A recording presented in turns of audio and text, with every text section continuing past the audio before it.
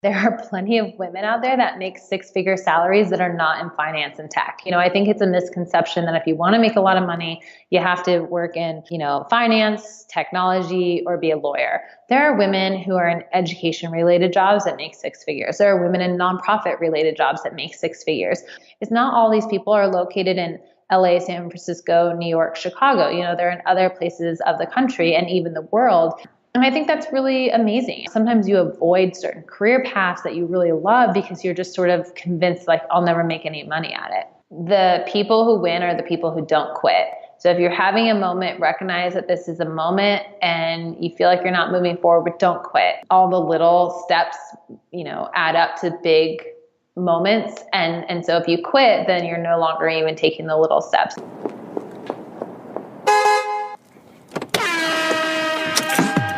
Hey, this is Raina Campbell, your Chief Dream Driver, and welcome to the No Parking Podcast, where through conversations and discussions with creators like yourself, we'll find interesting approaches to help you take your dreams out of park, put them in drive, and ride towards success.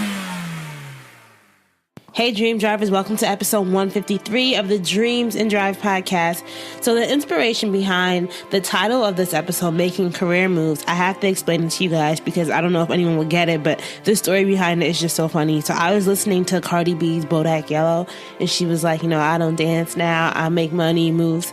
And I was trying to think of a title for this episode, and I was like, oh my God, I gotta call this episode Making Career Moves. So yes, that's going to be the title of today's episode. So today our guest is Lauren McGoodwin, who is the CEO and founder of Contessa, which is a site completely dedicated to women and takes into account the unique challenges that women in the workplace experience, including the wage gap, career breaks, and minority representation in leadership positions. She founded the company in 2013 after working in recruiting for a tech company, Hulu, and experiencing the gap in career development resources available for women who were job searching, soul searching, leading and managing, or just trying to find new ways to advance within their careers.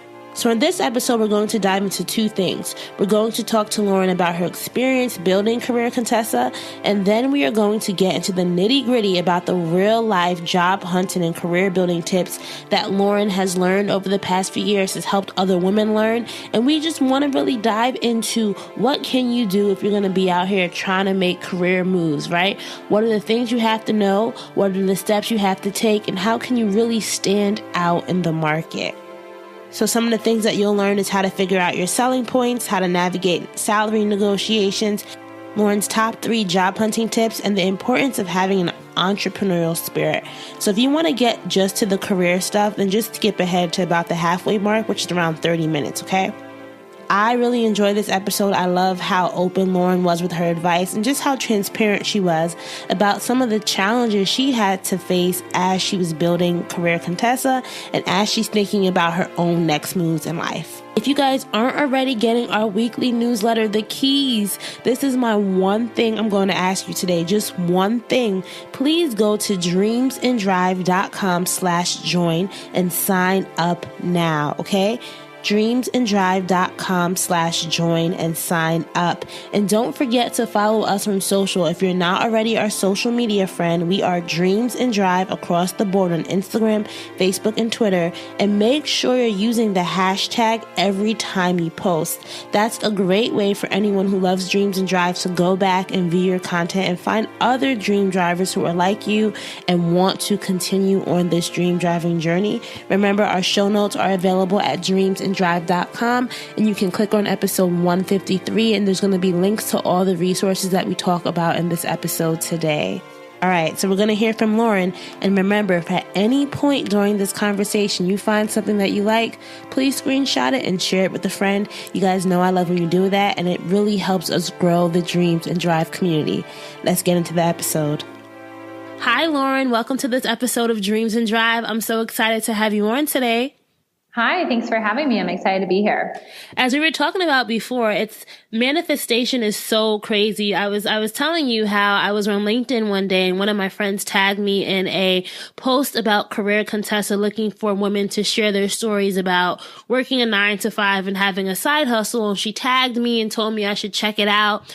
And that's when I stumbled upon the site and I'm like, this is really, really cool. I would love to collaborate. So when someone from your team reached out to me a few weeks ago, I was just, my mind was blown, you know? Manifestation is real. This is the proof. It is so real. I know we'll get into that a little bit later on. So let's go back in time, Lauren. Let's go back to your 8-year-old self. What was inspiring you back then? Like what was the young Lauren like? So it's actually interesting. When I look back now, I recognize that I was really fearless and I was really entrepreneurial and I was really creative. And as I got older, I think somewhere along the lines, I started to follow the rules and I kind of lost touch with that. But when I was younger, I was obsessed with Legos. I could play pretend in my room. My mom always said, like, putting me on timeout was actually like, it was never a punishment because she'd go in there and I'd be like playing school with all the stuffed animals, my students, and things like that. My sister and I were always coming up with like games and, we had like rules to the games and we would write them out and, had lots of lemonade stands. I think I even tried to sell the neighborhood, snails. So, what? Yeah. I had a neighbor who had like a ton of snails on her, fence and I took them all off and put them in a bucket. And then I went around trying to sell them and the neighborhood was really nice. I think I made like $2.50 that day.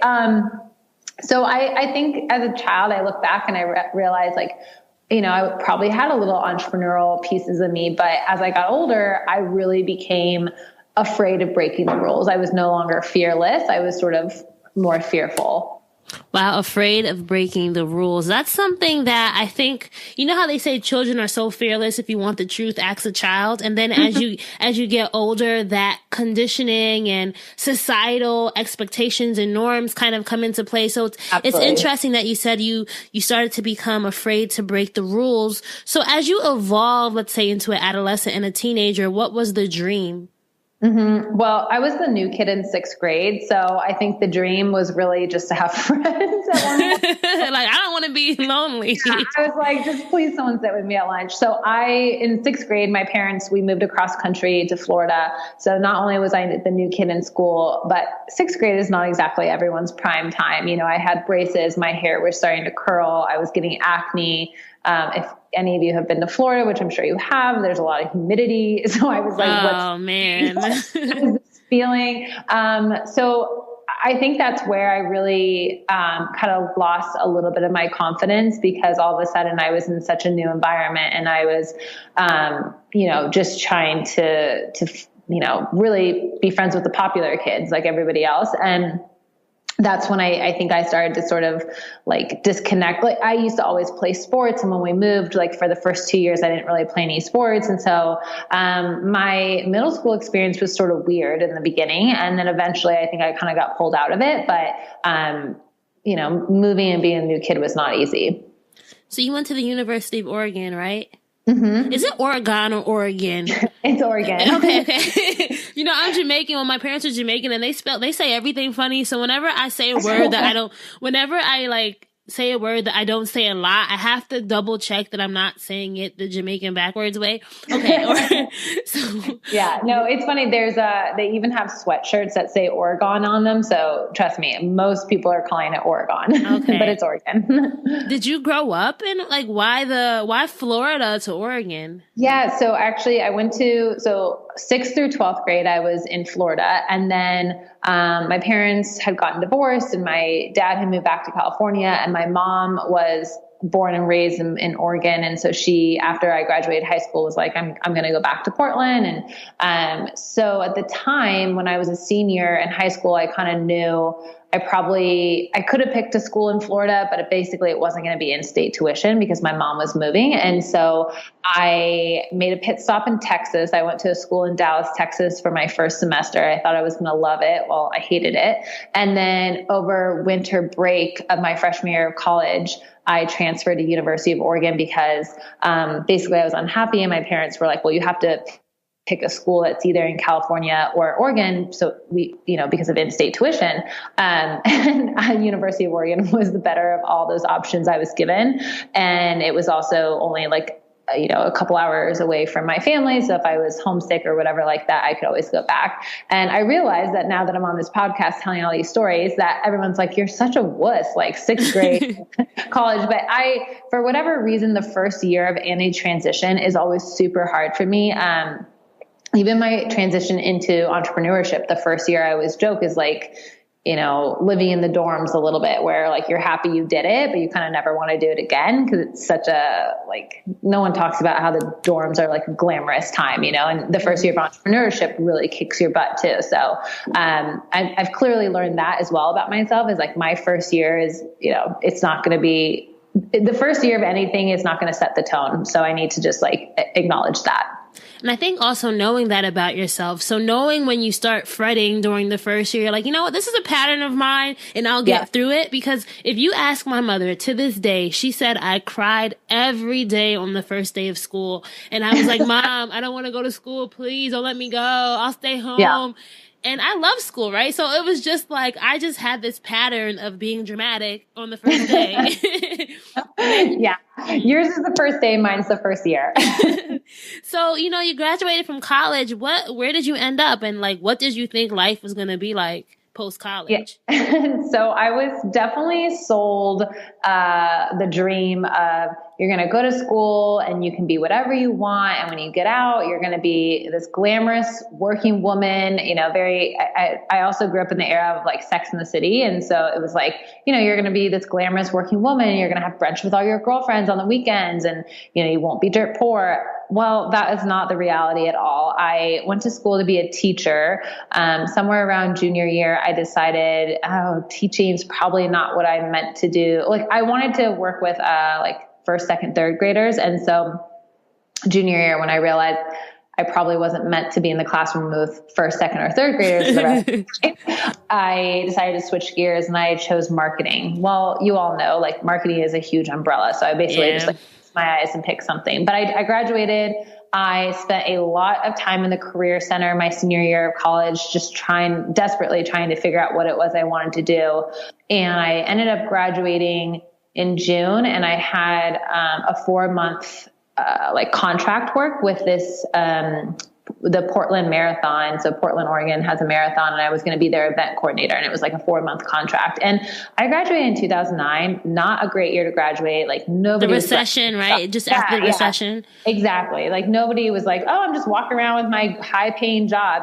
I did that for 4 months. And then my boyfriend, who's now my husband, he and I were still dating back then, and his company was going to move him to Los Angeles. And he was like, do you want to move to LA with me? And I was like, yes, because finding a job in Portland, Oregon in 2009 was miserable. It was hard enough to get a job as someone who had been employed, and I was a new grad. Like I didn't have any work experience. Nobody really wanted to hire me. And then we moved to Los Angeles, and I ended up getting a job working for a university as essentially like their admin assistant. And then eventually I got promoted to work as an admissions counselor, which is like a glorified admin assistant, but it had a different job title. So you can see that I was sold sort of this dream of like, if you work hard, you can be whatever you want. I thought, I was going to be able to graduate, take the summer off, and then get a high paying job in the fall. And that was just so far from the reality. That I definitely will relate to you on that one, because I graduated from Princeton in 2013. And I think the big dream for me was, when you think you graduate from this like Ivy League school, you invest all this time, that you'll have these like glamorous jobs just waiting to hire you, right? But because I didn't want to go into the consulting or finance, I had a fellowship that paid me like $30,000 a year, right? So it was just like, you have it's pathetic.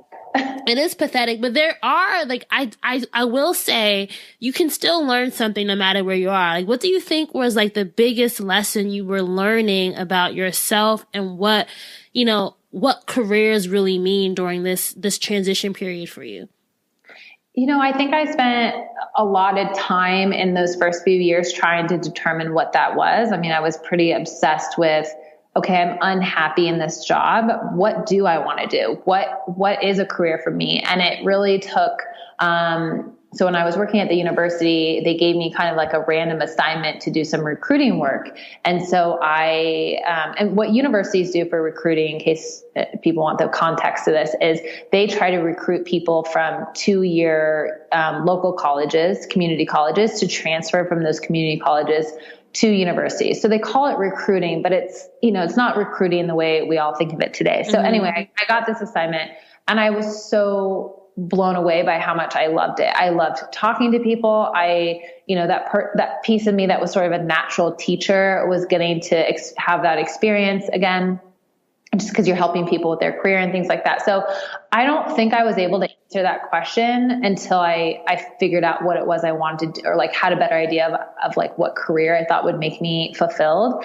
And once I was able to get kind of hooked on recruiting, then I started to determine, okay, what skills and strengths do I have and how will that play into the professional landscape. And that's also when I really realized, like, I don't want to work for a company whose product or mission or what they stand for doesn't align with me and like what's important to me. And I also learned a lot more about work environments. Some people like 9-to-5s. Some people want to be in an environment that gives them a lot of flexibility. And the pros and cons of that is that there's a lot less structure and some people need structure. So I wasn't able to answer any of that until I kind of got on the journey with what is recruiting? How can I become a recruiter? And is that how you ended up working at Hulu as a recruiter? Yeah, exactly. So I became really obsessive with learning everything I could about recruiting. And I basically was like, my whole goal in life is to ditch this job at this university as the admin assistant and go get a job as a recruiting coordinator. And recruiting coordinator was essentially the entry level role there. So I had I reached out for about 70 informational interviews with real recruiters, and about 30 of them got back to me. 7-0? 7? Yeah. So this was back in the days when you could send LinkedIn messages also like pretty easily and not have to pay for it. I realize it's a little bit different now, but yeah, I reached out to 70. 30 people got back to me and gave me 20 minutes of their time. So that's how I learned everything I could about recruiting. So then when I got an interview at Hulu, and they asked me like, well, what's your experience with recruiting? I was like, well, actually, I've had this many phone calls. I've done a thesis. I've done a short thesis research experiment. What made you use that tactic, right? Because you could have just tried to go out and apply for jobs straight without making actual connections. Like, why the informational interview route? I think I always loved hearing people's stories. So it was a natural way for me to learn about recruiting, by also doing something I also really loved, which was hearing like, what do you do? How did you get there? Tell me your story. And it was something I really enjoyed. It also, I think that's what kept me motivated, because it's not like I started applying for jobs and I just got the job at Hulu the next day. It took me, probably 9.5 months of my job search before I found Hulu and interviewed and whatnot. So I think having those conversations also kept me really motivated. And as you know, job searches can be, really, I mean, if you want to cut yourself down or cut down your self-worth, go on a job search. Tell me about it. We have over 5,000 submissions in the salary project. Yes, it's mostly women that put their salaries in there, but it's important. And I hope everyone listening understands that while we are a career site for women, that doesn't mean we're anti-man. We want men to participate. And so the more men that actually participate in the salary project, it's great as well for us, because salary transparency is just a starting place, right? But salary equality can't happen without men and women working together. So that's what I hope the salary project helps to do. The other thing that's really unique about the salary project is I really hated tools where they would say, oh, it's a salary database. And then you go on there and you basically promise them your firstborn child because you've got to go through all these steps. And they wouldn't even give you the data. They would just give you, charts and graphs. And you're like, that's not what I want. What I really want to do is see how much money people are making. And so and what we do at Contessa is when I hear that story, what I also think about is you are also making your salary, valuable your data, connections with and recruiters who could like, if just in case they saw something, you were now top of mind. So that's also very strategic too, in similar industries and job functions. If you give us a little bit more information about you, then we will give you access to the full database. And when I say the full database, I'm not joking. It looks like an Excel sheet with thousands of. Did you see it? Yeah. So it's the real deal. I'm not giving you a chart. You got career Contessa now, doesn't matter. Chart. I don't think the chart is helpful. I think what's helpful is being able to go down that rabbit hole and recognize that. Let's talk about that. This job title or that job title, that location, that age, I'm liking it. I'm learning, all of that, all those data points are what helps you advocate for your raise or to understand what the market value rate is for your skills or whatever it is.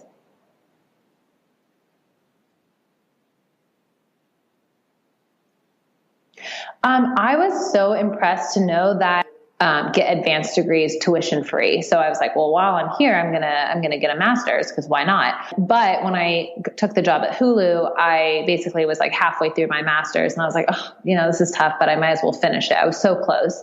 And for my master's thesis, which at this point I was working at Hulu, so I started my master's in a job that I hated, kind of miserable. And when I got to the part where I was writing my thesis, I was in a job I loved. I was on the other side of the hiring table, and so I decided I was going to write my master's thesis on millennial women and career resources, because I really did feel like I did everything right. I checked all the boxes. I went to school. I played nice. I did everything right. So the fact that I was really struggling after college to figure out just what did I want to do? How do I actually find the jobs? Like, I was really lost, and I was kind of at this place where I was like, I wonder if that's a millennial thing or if there's more to it. And so I wrote my thesis on this, which was so fascinating, and I got to do a lot of research, but I also created a prototype of what type of career resource needed to be, needed to exist to help this new generation. Like, the future of work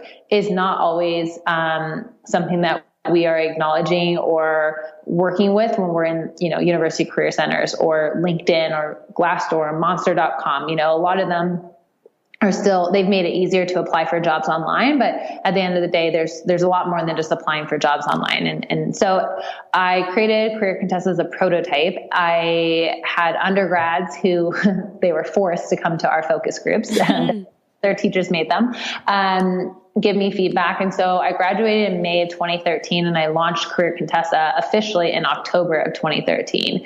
And I mostly launched it because I was working in recruiting and I really loved it, but I was traveling with all these developers because I was in tech recruiting. So we would travel to career fairs and things like that.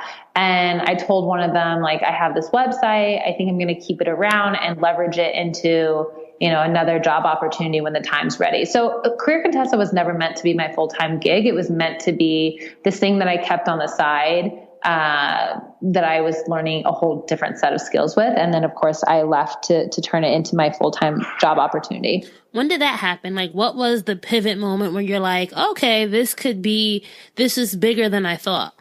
Yeah. So when I launched it in October of 2013, I think by November, I was like, okay, I should probably get my ducks in a row in terms of finances, legal, all that good stuff, so that if I do decide to move forward with this, I can. So I got really serious in November, and I left Hulu at the end of May of 2014. So a little less than a year. And I had, and everybody's different, but I had made sure that I made the website. So I was trying to spend money on the big ticket items before I left my, stable job. So that makes sense. That makes a lot of sense. Yeah. So I had the website, I had the LLC, I opened up a bank account. So I tried to do all kind of the big items, before I left. And then when I left, I was self-funded for the first, 9 months. And then I joined an incubator. And as part of joining an incubator, they gave me some funding, but more importantly, they gave me some resources. So that's when I got access to some developers who could help me kind of take my website from being essentially like a blog. And because I wanted to add more resources like the job postings, for example. What was the vision? I think that's a good, I don't think we've actually explained to our listeners what exactly Career Contessa, like what was the vision for it? Yeah. So Career Contessa is a career site for women, and we help women build successful careers in a variety of ways. We have career advice content. We have a curated jobs board. We have company profiles, and every company that's on there has been vetted by Career Contessa and has been approved as being a female-forward workplace. We offer a career coaching platform, downloadable worksheets and templates.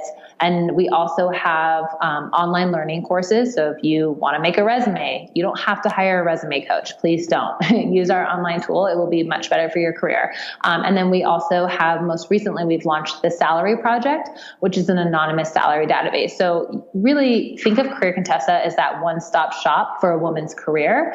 And what was really important to me was to build a career site for women. Until recently, women were not the majority in the workplace, and millennials were certainly not the majority in the workplace. Well, things are changing, and the future of work is flexible. It doesn't see, genders, meaning there are going to be more women in the workplace and hopefully more female leaders.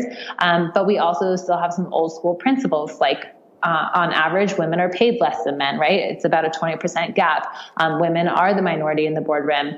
At the end of the day, women are, unless something changed, women are still giving birth to children. And so that is affecting their work. And so I really wanted one place where we could talk about things that are unisex, like how to find a job, but also things that were very tailored to only women experiencing and have a safe place for that. And I think I don't know if this is just like a gut feeling, but I really do feel like women love having resources and tools that are, speaking women to them. They're tailored specifically to them. People can use Career Contessa to figure out what they want to do for their next role. They can use it to have a successful job search. They can use it to thrive in their current job. Like, how do you tell your boss no? How do you ask for a raise? We talk a lot about money. So money is actually a big piece of careers, not just asking for a raise, but also managing it. And then, of course, there's that whole work-life integration thing. And how do you, I don't know, come up with like productivity hacks so that you're able to get home at 5 o'clock every day or whatever it is that's a priority or a challenge to you. When you said, women like those resources that are catered to them, I think it's so true because we have a unique experience that it's like people want us to have this monolithic experience. No, women specifically have unique needs and unique desires when it comes to work. So that is so true. But let's talk about traction. May 2014. Where did you have a lot of users? Was it hard? Like, how did you start to build that audience? Because that's the biggest thing for a lot of us. We have these great ideas, we validate them, but it's like, how do you get people to know about you? Absolutely. I will tell you all of my secrets. And the first thing I'll tell you is that there are no shortcuts. And if you are purchasing a shortcut, trust me, in the long run, it's not going to serve you. So when I first launched Career Contessa in 2014, the only thing, like if you go to our site right now, the only thing we had on there were our articles and our interviews. The interviews we interview women in a variety of industries and fields and essentially ask them like, what do you do and how did you get there? And then the articles, it's written career advice on every topic you can think of. That's the only thing we had. And then slowly we added each other component. So do yourself a favor and launch and then build as you're out there. If I had waited to launch Career Contessa until I had all the tools on here that I currently have, it would have been a mistake. Or you'd have been too late, right? Because there could have been 20 other people who now made it and became the leaders in the market. Exactly. So I would definitely say launch. I do think it's important to not, have the idea on midnight and then launch something at 6 a.m. The thought process I had before, I probably spent a year and a half between my thesis and building my website before I launched anything. And then after I left Hulu, that whole year where I was working on it full time, is when I was really able to kind of hone in a little bit more specifically. So that's when I started adding the jobs board, and I added webinars, and I was adding free tools. So the way that you get people to come to your site in the beginning. So when I left Hulu, I had a couple like big breaks in the beginning. I had pitched Refinery 29 about letting me guest post and syndicate some content. This was back in the day, and this was also back when they would allow you to do that. So when I left Hulu, I think I had 1,000 people on my email list. And the only reason why I had an email list is because I worked with a professional company to build my first version of my website. Mm-hmm. And I remember her asking me like, well, where is your email sign up going to be? And I was like, I don't know. I don't really want to email people. And she was like, no, you have to. Imagine if you didn't email people. Like, oh my gosh. So I'm very happy she said that. So when I left, I probably had 1,000 people on my email list. A lot of those people were like, I didn't have pop-ups or opt-ins or anything like that, but because I'd had some site referrals from Refinery 29, I got, some people to sign up for my email list. I remember one day we had like 500 people sign up, which was a big, big day to me. And we probably had about 10,000 unique visitors a month. So it was definitely not anything to brag about, so to speak. But, and most of that traffic was through SEO. So as I grew, I really learned everything I could about content marketing. So that's when I started to focus more on growing our social channels. And I got really interested in Pinterest and making sure we had a presence on every channel. And we were kind of creating content for every channel. And when I say we, I mean I didn't have any. I was just about to ask you, you had a team so early on? Sorry, it was just me in the beginning, and that's all right? Sometimes you got to say we. I was just talking to our episode 146 guest Nadia Abuhassan, talked about how she faked as her own manager for 3 years, so people would take her seriously when she was working with brands and pitching like partnerships. So, girl, it's okay. Say we. Yeah, we. No, yeah. So we, my team and I, no, that's really, really smart. I mean, fake it till you make it, right? So in the beginning, I was creating, I had content for all my channels. And what I also think is great about that is even if you're not going to be active on all those channels, make sure you're like saving the domain name. We're at Career Contessa on everything, because early on I made sure like, well, I don't know what I'm doing with Twitter. I'll learn that one later, but I'll make sure that I get the at Career Contessa handle. So, great tip. So that's when I started making sure, okay, we had a social presence. And I still wasn't really sending, I had a friend who knew something about MailChimp. And in the beginning, she made my template. So every Thursday I would send an email, but it was based off of this template that she had made me back in like October. Cause I was always really terrified of MailChimp. So in the beginning, I didn't really touch that. But I would send an email every Thursday. So I think what was important there is even though it didn't look pretty, people were used to hearing from me on a weekly basis. And so that, enabled them to come to our site, even though it wasn't a very big email list. Every week they would hear from me and they would click over. So I had some email stuff going on. I had some social media, and I added the webinars because I used a tool where when you registered for the webinars, you would also get on my email list. And so I was starting to learn about like, okay, you should grow your email list. So then I started to add in tools that they were free, but in order to access them, people would have to give me their email list. And for the record, for people who think I just knew how to do all this, I didn't. In my first webinar, I tried to do it on Google Hangout, and it was a complete failure.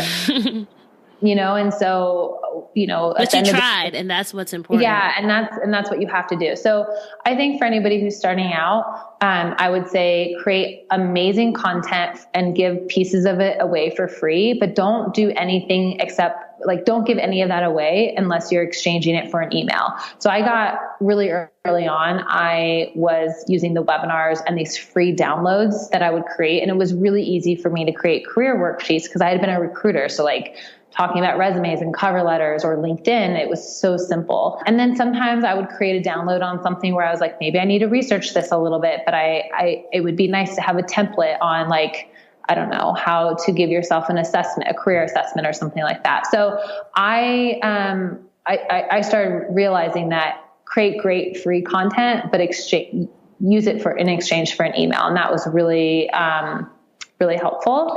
And I think because Pinterest was one of the few channels that I was on already. And so when I put Career Contessa on Pinterest, it was one of the few channels that I was actually really comfortable with. Okay. So pretty early on, I was also, naturally growing my Pinterest following. And now even today, Pinterest is our number one refer for site traffic.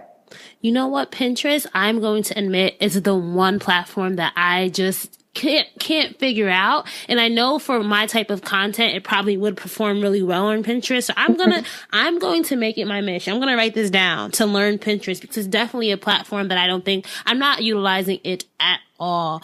But, we could talk here, because I love hearing about the stories. I love hearing about how everything came to be. But what I really want to focus in on or spend some time on is the salary project. So April 10th, 2017 was Equal Pay Day in the United States.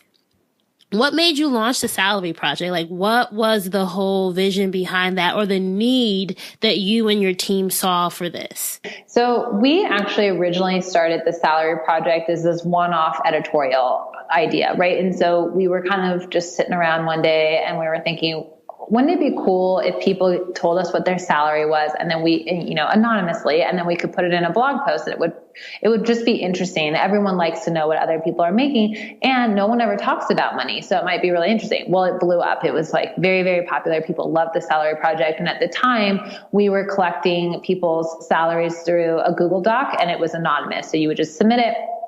We would collect it, and then we create editorial. Well, that's really great until someone submits their salary 5 times, or that's really great until someone writes, $870,000 instead of $87,000 in box, and so it was kind of becoming one of those things. At a certain point, we had thousands of entries, and it got to the point where I was like, this is really tedious. And while this data is really important, like it's not like legitimate data, right? We haven't actually made sure that it's verified, that it wasn't spam and whatnot. And so I realized that if I actually wanted to create a tool that helped give people insight into what other, the salaries of other people and the compensation of other people, I really had to create a tool that not only was a great user experience, but I also had to create a tool that was secure. And that means that when people submit their data, they have to create a login, and we have to verify that this is a real person. And if you've already submitted your data, you can't do it again. You'd have to,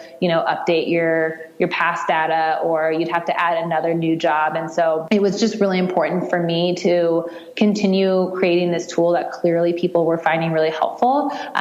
But I didn't want to, I just didn't want to do it in when you are creating a career site, you have a huge responsibility to make sure that the information you put out there is correct, right? You're affecting. Yeah, I would hope so. You would hope. Yeah, I think that's a general foundation you have to have. And so we worked really hard this summer and this fall to develop the salary project into a comprehensive database. And so now we have a safe place to collect all that data. We can pull reports.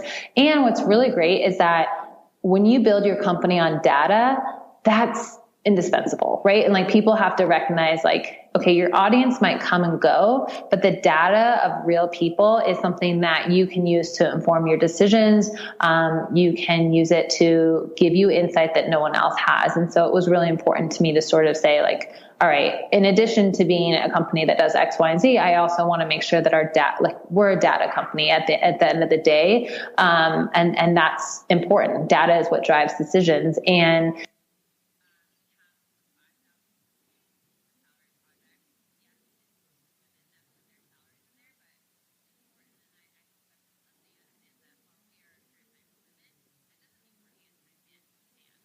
Mm-hmm.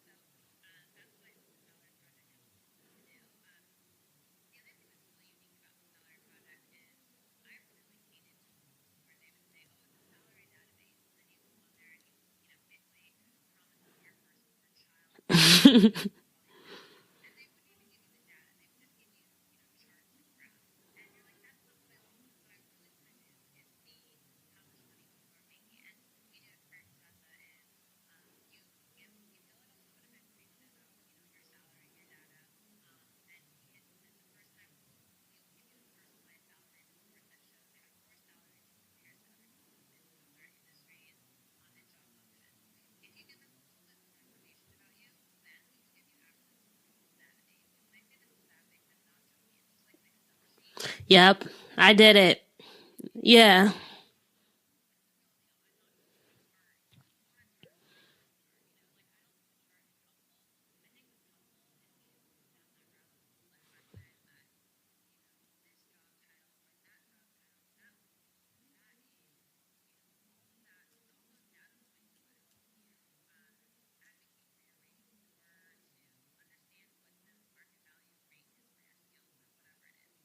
What was the biggest learning that you saw, like the biggest wow when you looked at this data?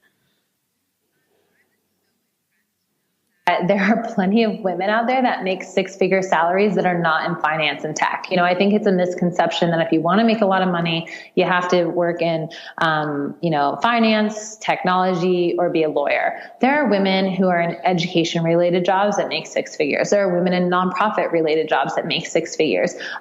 There are women who are account directors or account managers that make six figures. Oh, and the other thing is not all these people are located in LA, San Francisco, New York, Chicago. They're in other places of the country and even the world. And I think that's really amazing. And I think that there's just again, going back to like when you're in school or when you're trying to figure out what you want to do, sometimes you avoid certain career paths that you really love because you're just sort of convinced like, I'll never make any money at it.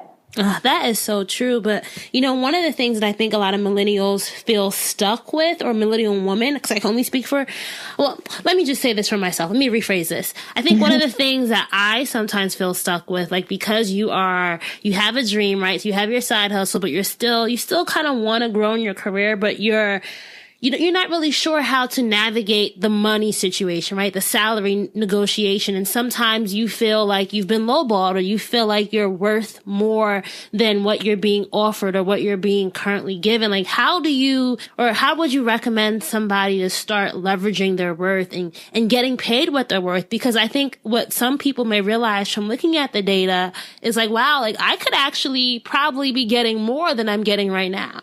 Mm-hmm. So the first thing I like to tell everybody is separate your self-worth from your net worth. And what that really means is that we are constantly told, like, what are you worth? What are you worth? Argue for what you're worth. And I understand that's usually just how we're told to think about money. But I think that makes it really difficult, or maybe just like the pressure is super high when you feel like you're negotiating on behalf of your self-worth or your own personality or how much this person likes you. What I like to tell people is reshape your mindset to realize that you are negotiating on behalf of what is the market value for your skill set. Usually the way employers come up with the salary range is they say, okay, what's the base salary for this type of role? That base salary is not based off of you as a person. It's based on what's the market value for this skill set. If you are a software developer, the market value for that skill set is going to be higher than someone who's a recruiting coordinator, right? Mm-hmm. Less people have that skill set. And so it's in high demand. And so the market value of that is going to be higher. So I would really say reshape your mindset to recognize that when you are thinking about how you're going to negotiate or how you're going to position the ask for more money, it's because the market value for your skill set is actually about $10,000 more than what they're paying you. And that's based off of research that you did from the Salary Project. I would encourage you to use other salary tools. Glassdoor has an awesome one. And then I would encourage you to do your best to talk to 3 men and 3 women, either at your company or in your role or in a similar industry and role. The idea is to find people who are somewhat comparable to you. If you don't know anybody, you could also ask a mentor or someone who's a little bit more senior and say, this is the range that I'm thinking about asking for. Do you think this is appropriate? And I think what you do is you start to get these data points on what the market value rate is for your skills. And then you can now say, okay, now let me bring in some other things that are personal to me, which are, what are my accomplishments? What have I done that relates to why this skill is valuable? So the personal pieces are less about your self-worth. If you make more money, that doesn't mean that you're, like there are people where, it's like, oh, I make a lot of money, so therefore I think I have like a higher status in life. It's not like this is airline miles, right? And mm-hmm. You're a higher status. You have to think of it as, do your research, think about what are your accomplishments and your selling points. And one of your selling points could be the fact that I come in every day and I have a great attitude and I make people around me happier to be here to do the work, right? That could be an asset or an accomplishment that you have. And then you go in and you ask for this and you see what they say. And I think another thing that happens in negotiations is if we don't get told yes, then we we almost like talk ourselves to death. Just make your ask, present your research, and then say, would you consider, increasing my salary to, $65,000 a year, and see what they say. And there's a lot of, psychology around like salary negotiations, especially, and how like there's such a thing as an anchor number, and whoever throws at the first number anchors the conversation. Some experts will say, don't do that. Let them throw out the first number. Mm-hmm. I actually love being the person who throws out the first number, because if I've done my research and I've done my job well, and then of course maybe I've padded it by adding like an extra $5,000, I'm going to start the conversation at 70, and they might have started it at 60. So I think there's a huge benefit. I mean, very rarely are you, maybe if they were like, oh, well, we were going to pay her 80, but she said 70, like maybe that's going to happen. But the whole point is that you're going to do that research ahead of time. So hopefully you won't be the person who throws out a number that's way lower than what they were thinking. I think there's a state now where they're trying to get rid of the law where they ask you how much you made at your most recent job. Because I think that, do you know about that? Maybe you can probably speak you're probably more educated about that than I am. Well, it's not in every state, okay. But New York and California, I know, have passed this law that says, employers or people who are interviewing you can't ask you to tell them your salary history, and they can't ask for your W-2s. But what they can ask, and what you should be expecting them to ask, is they might say, what are your salary expectations? So they can't say, what are you making in your current role? Or what did you make in your previous roles? They can't say that anymore. But they can say, what's your salary expectation?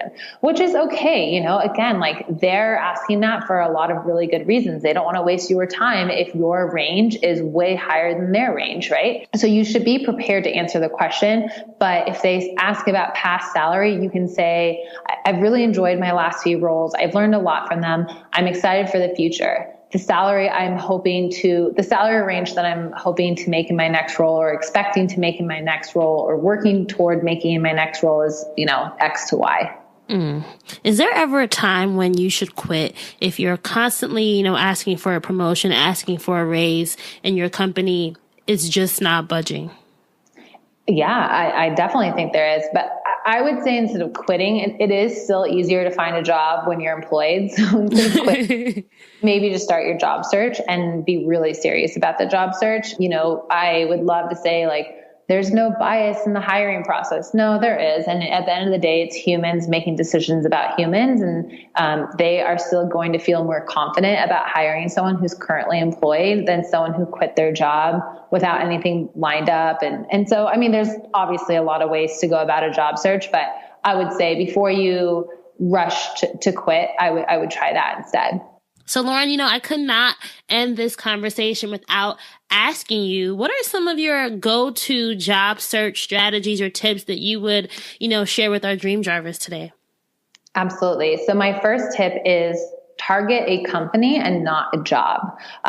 When it comes to looking for a new job, it is so much easier to focus on the company that's going to be a great fit for you, both professionally and personally, and then work your way backwards into the job there. I mean, if you work in marketing, almost every company has a marketing department, but not every company is the same. And so, think about like, what's their work culture like? How long do people work there? Are they happy there? What are their perks and their benefits? How far is the commute? How big is the team?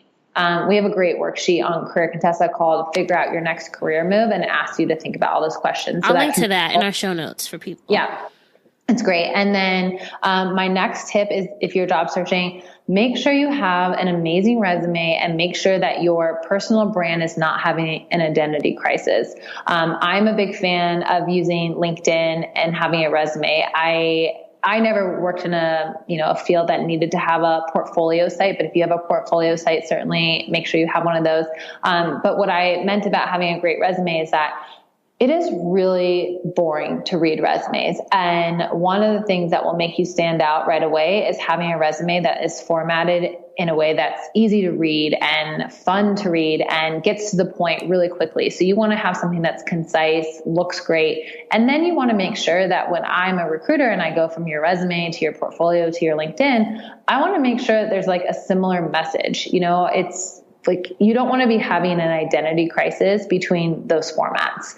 So make sure you've got some consistency there. Think about what are the 3 adjectives that you want people to think of when they think of you, and make sure that comes across in your online brand. And your professional brand is basically going to always include resume and LinkedIn, and then whatever else you might need to have. My 3rd tip is always send a thank you note after. I'm shocked at how often I have to give out this tip and how often people write about it and it still doesn't happen. If you have a phone interview, send a thank you email. If you have an in-person interview, send a thank you email. It takes 2 minutes. I don't get why people don't do that. It blows my mind as well.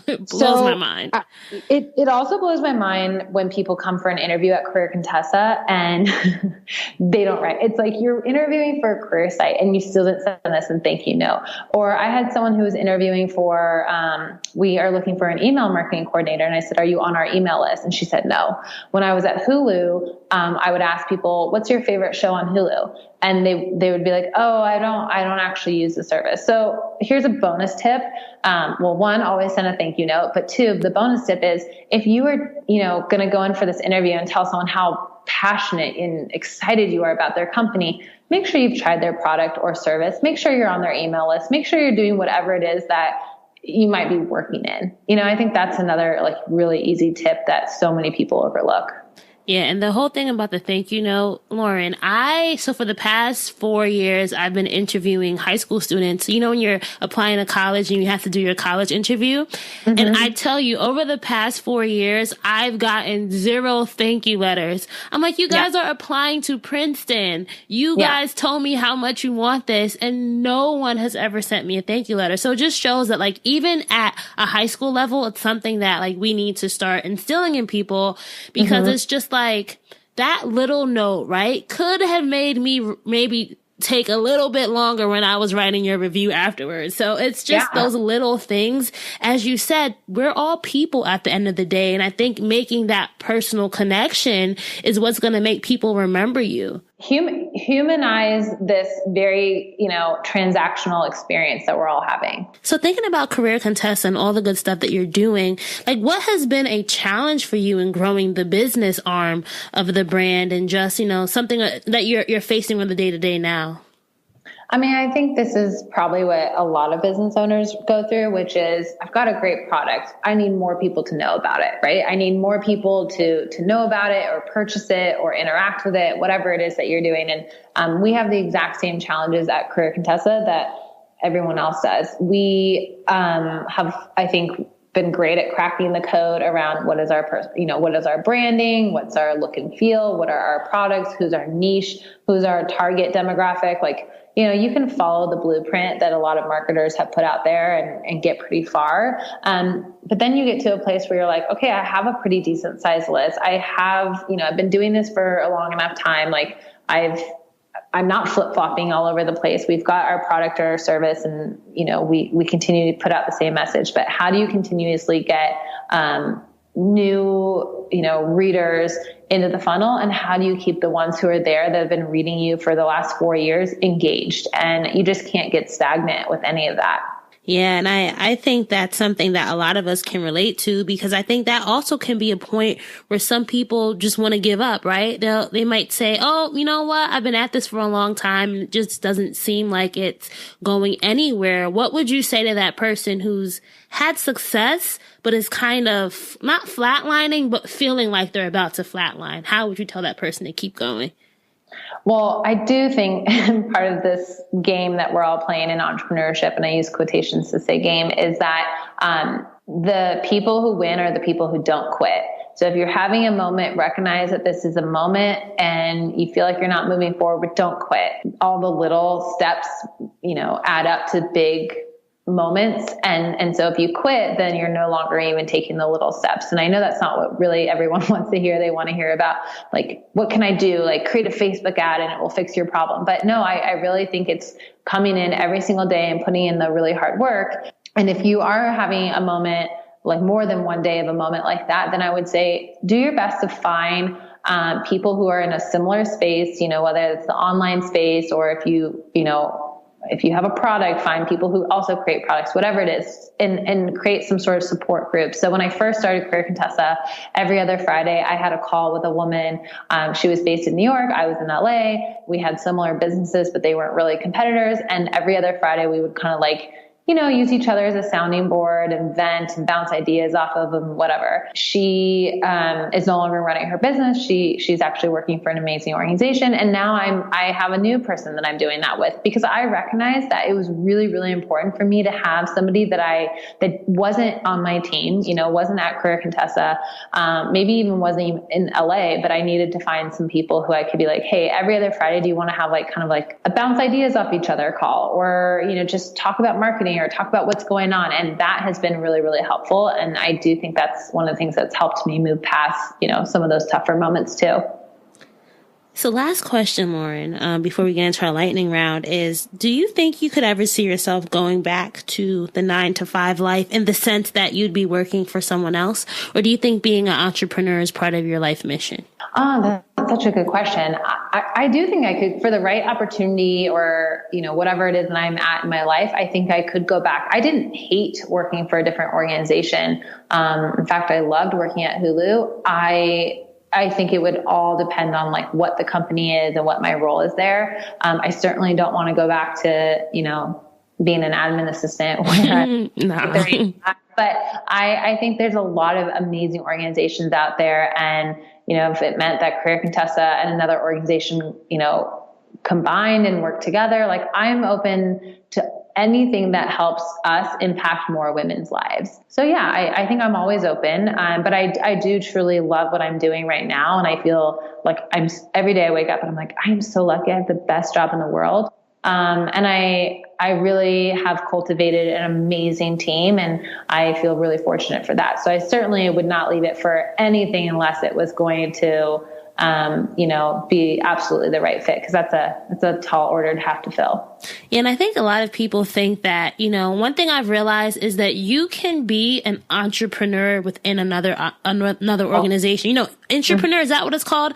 Like where you don't necessarily have to like go out and start something from scratch, but you can take those same skills, that same mindset, that same, like, what's the word? I'm like waving my arms around trying to think of the word. Like, that mindset, the entrepreneurial mindset, and still be fulfilled. So if you're listening to this and you may not be, ready to go jump off a cliff and start your own thing, it's okay. Like, don't think that you have to go and start something from scratch. You can still build something fresh within an organization that you already love. I know a lot of people who struggle with that. They're like, I don't really want to like go full time. Like I kind of like just having a little side hustle and doing my thing at work. So that definitely, I'm here for that. I support that. I'm really happy you brought that up, because I forgot to mention that. I call it having an entrepreneurial spirit within an organization. And one of the things that we do at Career Contessa, as I mentioned, we have company profiles. And so I talk to companies all the time about what type of employees are they hoping to hire? What are they looking for? All of them want your creativity and your entrepreneurial spirit and your problem solving abilities. They want that in their companies, So I think I absolutely 100% agree that you can be, quote unquote entrepreneur and still work for an organization. And let me tell you something, that's actually sometimes the perfect combination, because as many people know who are entrepreneurs, what you lack is resources and cash, and maybe sometimes the collaboration, because you can't afford to hire team members. And so sometimes it's a great way to be able to flex that entrepreneurial muscle and mind of yours and still be able to have enough resources that you can actually make an impact. And that's really important. Like I said, I would only go back to that if that was something I was able to have, but it would have to be like, I'm able to make a bigger impact. And that can happen. I know I spoke to this woman who works for General Electric, and it's like, think of the impact she's able to have by working for a company that has thousands of employees and billions of dollars, right? Versus working for herself. And that doesn't mean that, and I also what I think the future of work is that people are going to have all sorts of different careers. They're going to work for themselves for a little bit, then they're going to go back to in-house, and they're like the terms are going to change, the whole vocabulary, everything I think is going to slowly start changing. But it's exciting. Like this, I think there's no better time to be in the workplace than right now. And it's hopefully going to just get better from here. Let's just hope America gets its healthcare system put together. That's the only thing, right? That's another conversation for another podcast. But let's get into our lightning round, Lauren. So at this point in the interview, I'm going to give you a prompt, and I want you to tell me the first word that comes to mind. And remember, we're sticking with our whole dreams and drive metaphor, okay? Okay. The first word is park. My work-life balance is moving nowhere, so it's parks. Reverse. My last job, I felt like I was constantly moving backwards in life. Neutral. Female equality at work. That's probably also in reverse more than it is neutral, but I think, equality for women at work, while we're talking a lot about it, I hope we can at least start moving forward pretty soon. But I think right now we're at a neutral place. And last but not least, drive. What I'm doing at Career Contessa every day. I truly believe your next move is your best move. And so you have to keep driving forward. And if you want to be a dream driver, you need your keys to success. So tell us 3 things that you think every dream driver needs in their toolkit before they hit the road.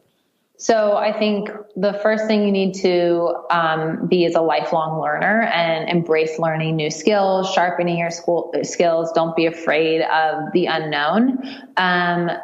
Be really good at managing your finances, whether you're working for an employer or yourself. Money, it's not everything, but it certainly greases the wheels and it helps you make decisions and gives you some power. And it allows you to say no to opportunities you don't want to do and things like that. So I think managing your money is really, really important.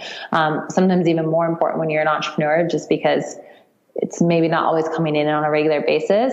And I think probably going back to what I just said, but embrace your next move is the best move mentality, which means progress over perfection. Keep moving forward. I kind of told you guys the story of how I started my website, and it wasn't what it is today, and that's because whatever you're doing, as long as you're moving forward, it's the right move for you.